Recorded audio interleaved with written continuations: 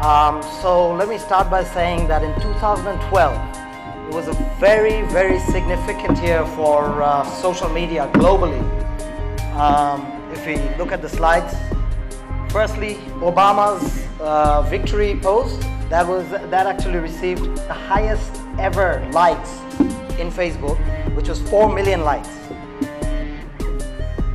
Moving on, if you look at London Olympics, it was one of the most talked about events in Twitter. And can you guess how many tweets it got? 150 million tweets. And of course, we know Gangnam Style got more than 1 billion views in YouTube. So that was a wonderful year for social networking all over the world. And in Bangladesh as well, if we think about it, it started to grow from 2012, and 2013 has been a great year in terms of digital revolution. So how many people here want to be entrepreneurs? Can we see some hands? Entrepreneurs? Okay. So I've got a very good news for you. So all the speakers that are here, including myself, we're actually just a few steps ahead of you. It's not much. You know why? Because right now we're at a time where the face of entrepreneurship has actually changed, and it's much, much easier for you to catch up with us and just even like exceed us very soon. So today in this presentation, I'm going to speak to you about how entrepreneurship has changed and how in this digital age you can make use of that and you can make it big very fast. My name is Riyad, and I work for a company called Magnitor Digital. I'll talk to you about my experiences later. So let's first look at the way how the world has changed. Okay, so there are 4 billion hours of YouTube videos that is being watched all over the world every month. That's a big number. There's 100 billion searches in the internet every day. People are looking for things in the internet. So that's a great level of interaction in the internet. There's 30 trillion unique URLs that are in the web. So when you do a Google search, essentially Google is going through probably 30 trillion unique URLs and finding the information for you. And if we talk about mobile, there is 1.5 million Android activations alone each day from all over the world. So this just shows you, the numbers actually show you that, you know, the world is changing and everybody is being connected. Okay, so let's look at the advantages that you have, the resources that you have. The first advantage as a young entrepreneur that you have is the barrier to entry is no longer there. So this is an example of Michelle Fan, who is a freelance makeup artist. I don't know if does anyone know about her YouTube channel? Is there anyone? Okay, there's 2 people who know about her. So 3 people actually. So Michelle Fan started her YouTube page, and she started uploading videos of her doing celebrity makeups, and she shares the videos on YouTube. And guess what? She has 0.5 billion views in her channel, and she has almost 5 million subscribers. And so she didn't have any barrier to entry. So YouTube is there, it's available for you as well. She was good at something, so she decided to make those videos and share them on YouTube for everyone to see. And people started liking that content, they started subscribing to that, and then let's see what happened to her. She now launched her global makeup brand, which probably she couldn't have done if she didn't become famous through YouTube. So this is a very interesting example of how in this day and age, there's hardly any barrier to entry. So if you want to do something, there's a lot of platforms for you to go out there. Moving on, the second point is a global market. So sitting here in Dhaka, you actually have a global market that's available for your product or service. Let's see the slides. So firstly, in the Android market, there's 1 million applications now. which is available in the Google Play Store. So that gives you an idea how much it is growing, and even like you can build an application today and have it in the market, and it'll be available for the entire world to download and use. These applications are being downloaded from 190 countries every day, and 67% of the revenues is actually happening outside the US, because we tend to think that, okay, sitting here, it's mostly happening in the US or the developed nations, but no, most of these revenues are coming from outside the country. So me and you, we could build a really good application today, have it in the Android market, and then make it into a big business. The third point is access to data. Very important for any business. You need a lot of data to analyze, to understand your market. In this digital age, you've got access to that. You can sit here, you can look at trends, you can do analytics on your website, and and there are plenty of other tools. So you can actually use these tools and analyze your data and take business decisions. This again is a very important advantage for any entrepreneur who's wanting to start up. Moving on. And last but not the least, this is actually, I think this is a very key point in working as an entrepreneur, especially in Bangladesh now. There's a lot of tech communities which have actually sprung up ever since the last 1 or 2 years, and they're doing great. So these communities such as Google Business Groups Dhaka, BD Tech Social, Startup Weekend took place last year, Startup Dhaka, Google for Entrepreneurs, Shetu. So these are actually, and there's a lot more who are doing great jobs. So these are actually great communities for you to get involved in, and this also provides a platform for you and to be in touch with like-minded people, to share ideas, and also just be known, use this as a platform. And so this, the fact that these tech communities are coming up every day, that's actually a really good thing, a really encouraging thing for all the startups in Bangladesh. And even like today, for example, the fact that you guys took the initiative and actually organized this event to speak about these things, this is actually a wonderful example of a community. So let's start to get involved in these communities. Let's build communities and then work together and help each other out. So if we look at the points, the first point, the encouraging point is no barrier to entry. Secondly, you've got a global market at your fingertips. There's a lot of access to data and the access to the tech communities. So all these put together. So do you think that if you have all these, then it's done? You can now launch your startup and make it big? Yes, you can, but I think, in my opinion, there's still a few factors that are involved, which I'd like to speak to you about. So what do you need to do now that you've got all these factors? So in my opinion, I also started as a startup like 5 years ago in Dhaka in Bangladesh, and there are a few things that I had some different sort of experiences, so I'd like to share with you some stories. So this picture, when I see this picture, I think about a scenario when I was a young kid. I used to think about an idea such as, I'm going to now fly like a Superman.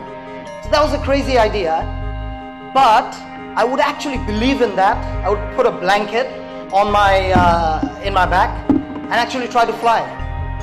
But now when I have, aged, I've grown up. Now when I think of an idea, I think about 10 different things. That if I do this, then this might happen. If I do that, that might happen. So the point is that when you were a child, when I was a child, we were more courageous. Like, we used to be creative, think of random things, and we used to think that, yeah, it's doable. But as we grow up, we become more, become more cautious, careful. So I think as an entrepreneur, it's very important to hold on to those traits that we once had when we were children. And it's very important to have that courage. And so you might have a great idea, but without any action, that idea doesn't mean anything. There's a lot of people, you might think of a very big idea, and you might, after 2 years, you might see that someone else has done that. Why? Because that person probably went ahead with that idea. So it's very, very important to have the courage to go through with the idea, and be like what you were when you were a kid. Moving on, the next thing is very important, having fun in what you do. So just because I want to be an entrepreneur doesn't mean that, it's not for making money, obviously, right? So if I think of a business which I don't like, I've got no passion for that, but I'm just doing it for money, it won't succeed. So you need to have a passion and a love for what you do, and you need to have fun. There's a saying called work hard, play harder. So you need to work hard, but at the same time enjoy yourself, have fun. You know the reason why does anyone not know who this is? So this is Sir Richard Branson, right? The founder of Virgin Group, Virgin Atlantic.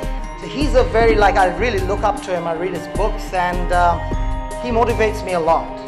And the reason why I've got his picture on the slide is because I wanted to share a very interesting story about what happened in 1977. So this guy is actually famous for having fun and making it big. So he's someone who goes in the balloon, travels the world, crosses the Atlantic swimming, he does crazy stunts. But at the same time, he's doing good in business. He's having fun. So what he did in 1977 was, so when he launched Virgin Records in London in 1977, so he didn't have that much money at that time. He started up as a startup as well. So he went to Jamaica. He went to Jamaica to sign some new talents, some reggae singers. So at that time he finished all those, and he kind of finished his money signing them. So he met up with his girlfriend at that time, and they decided that we need a break and let's go for a holiday, a short vacation. But the problem is we don't have much money on us. So you know what he did? So he heard that someone told him that, did you name your company Virgin Records from the Virgin Islands? And he didn't actually even know about Virgin Islands. He named it because at that time there were virgins in business, and they just started. So he liked the idea that, okay, there's an island called Virgin Islands. Let's go check it out, but we don't have the money because it's a very expensive place with really nice resorts. So he found out that if he goes and says that I want to buy an island, they're going to show him around in their chartered helicopter, and so that's what he did. He called them up and he was like, I'm interested in buying an island. I own a record label in UK. So can you show me around? And they were like, yes, sir, certainly. So he went to that island with his girlfriend, and then they checked into a resort, and guess what? Everything was paid for. They were like shown around throughout the island, and in the next day, they went to another island. Like that was actually the last one, because they were saying that 2 days, you still haven't chosen an island. Which one do you want? Then they went and saw an island. It was called Necker Island at that time. So he actually really loved that island. So they went in a helicopter, and he wasn't saying no because he was enjoying the flight, with his girlfriend. He couldn't have afforded that anyway at that time. So he went, he loved the island, and he was like, okay, so how much does this island cost? Then he was like, sir, £3 million. He was like, excuse me, £3 million? I've got £150,000 that I can pay for this island. Then the guy, his smile disappeared, and he was like, it's £3 million. He's like, I can pay you £200,000 maximum. And then what happened was, basically they got into the helicopter, went back to the resort, and in no time they saw that the luggages were all outside, and the others kind of understood what was going on. So they went to the airport, and then their next stop was Puerto Rico. So they went to the airport, and you know what happened? The flight got cancelled for Puerto Rico, and there were about 50 passengers, 39 passengers actually. 39 passengers were waiting that there's no flight. And this was 1977, obviously. So, so you know what Richard Branson did at that time? he suddenly got an idea. He saw a sign in the airport which said planes for charter for $2,000. So he actually says in the book that he doesn't know what he was doing, but he just went with his instincts and he chartered that aircraft for $2,000, got himself a blackboard from one of the shops in the airport and just wrote Virgin Airways, one way to Puerto Rico, $50 per ticket.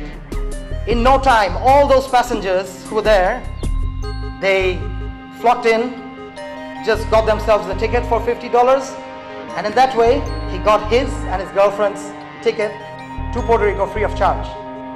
And believe it or not, that was the first time he got an idea about launching an airline, Virgin Atlantic. And that was the way he started, but he did it for fun.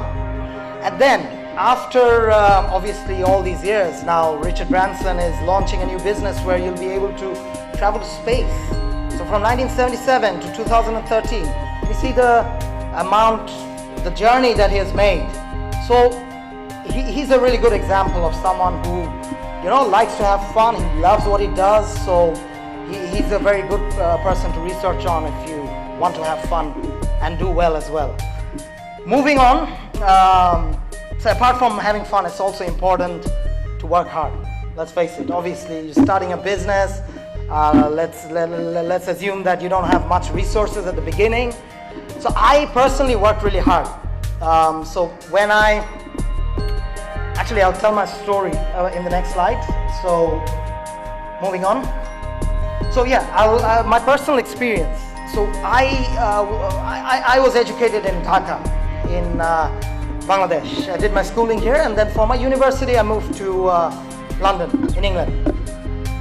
So I moved there, I started working there, and then suddenly I decided that, you know, I want to go back to Bangladesh and do something of my own.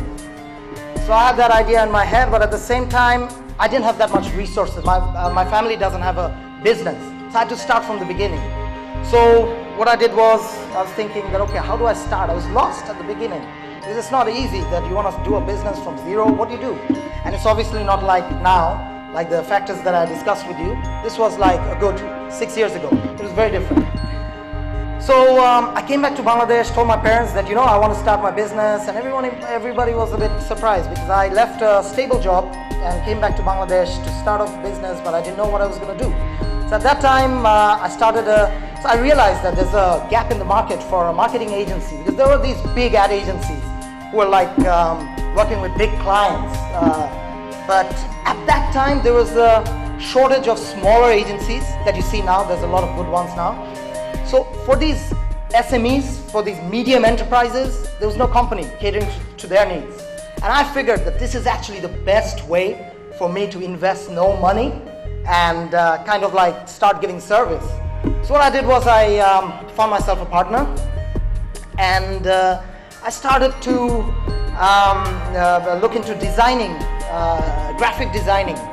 I didn't know anything about graphic designing, but I searched the internet, you know, looked at nice formats, and I was seeing that these things are done in such a bad way in most of the local companies. Why not give it a facelift? So mind you, I didn't have an office, right, at that time. So what we did was, you know where American Burger is?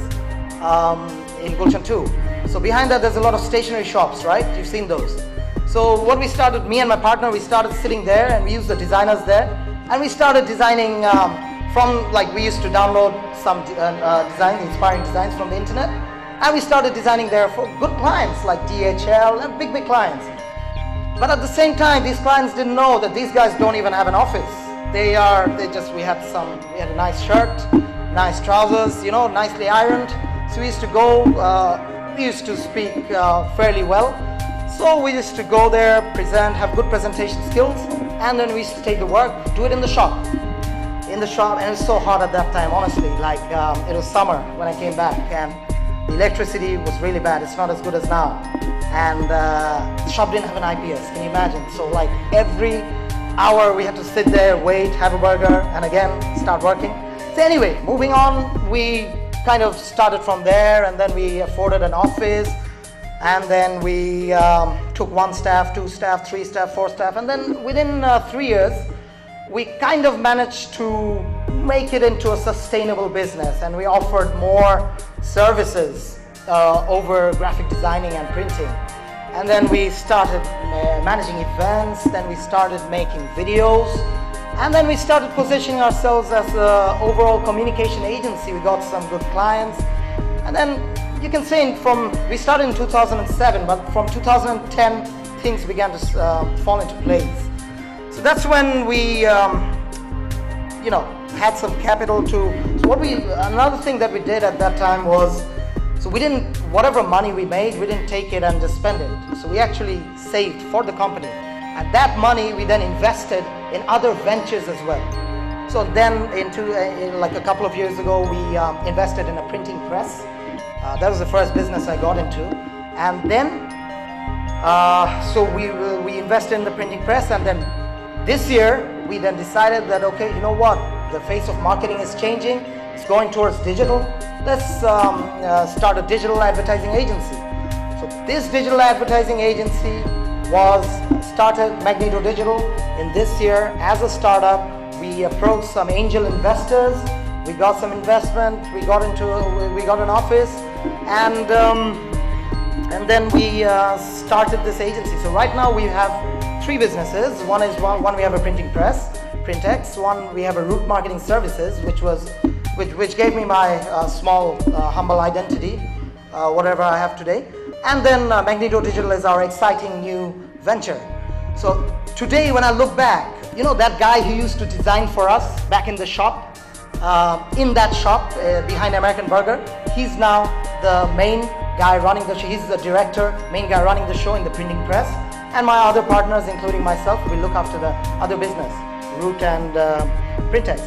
So the reason why I shared with you this experience is to give you the idea that you don't always need capital and a lot of money and to start a business. So all these 3 businesses that we started, I'll be honest with you today, we didn't invest a single dime out of our pocket, or my parents' pocket, or my father's, nothing. It was all from that shop, whatever we earned. Yes, that way if you want to grow organically, it takes a bit of time. So nowadays it's easier. You have a great idea, you go to an angel investor, you get some funds, you launch a product and you make money. But at that time we didn't have that, right? So, we had to start like that. And yeah, so it is actually possible to do business without any capital. We have done it. So today, whatever we've got, we haven't invested anything, we haven't taken any bank loans, nothing. So we are now working towards, especially the digital agency. So now we've kind of moved, so the business is going on, but we also want to work for Bangladesh. As Nash was saying, that's a very good point. The reason why he came back, he had so much there in America. He came back is he wanted to bring a change. So similarly, I also feel that when I started off as a startup, Bangladesh gave me a lot in terms of giving this platform for me to start from nothing. This probably wouldn't have been possible if it was somewhere else, I believe. So I want to give something back to Bangladesh as well. And for which reason? We're working towards the digital community in Bangladesh. We're working with the communities. Nash took me as part of Google Business Groups, and I'm trying to work hard and actually make a difference, giving people a platform to showcase their ideas, to showcase their work.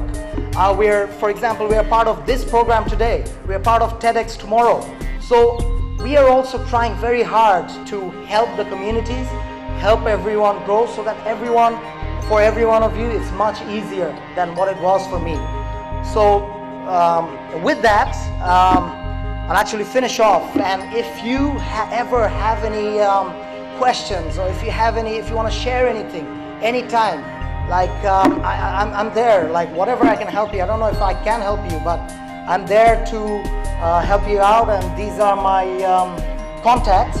So just feel free to reach out to me, and I'll do whatever I can, and all the very best with all you. And before I finish, if you ask me that out of this entire presentation, what is one thing, one last final word of advice for you? So I would say that you're at the crossroad where now you will graduate, go to university.